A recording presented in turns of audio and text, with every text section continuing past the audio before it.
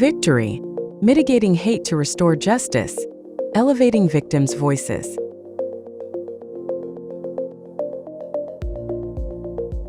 So when we talk about hate crime and violent extremism, we need to consider the personal identities of the people involved, but also their relations and their identities to the community. And also these type of crimes are really complex and serious because they create different levels of harm at the individual level and at the societal level.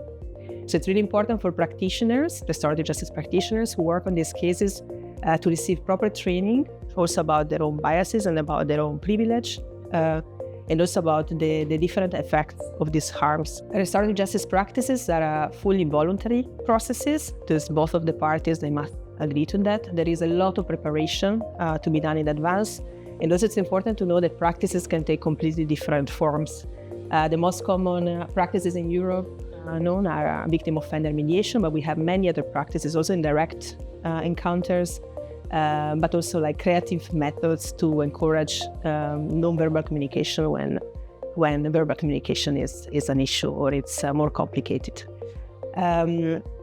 I think it's also really important in these cases to think about multi-agency cooperation, how different services they cooperate.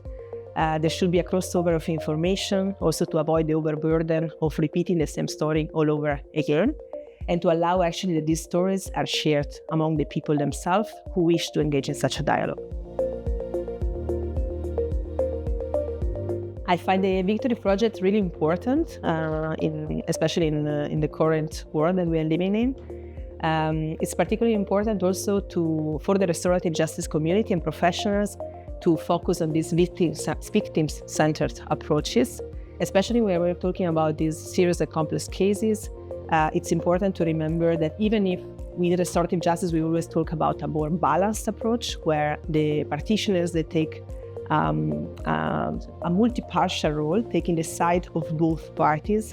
In these cases, it's really important that the victims come first.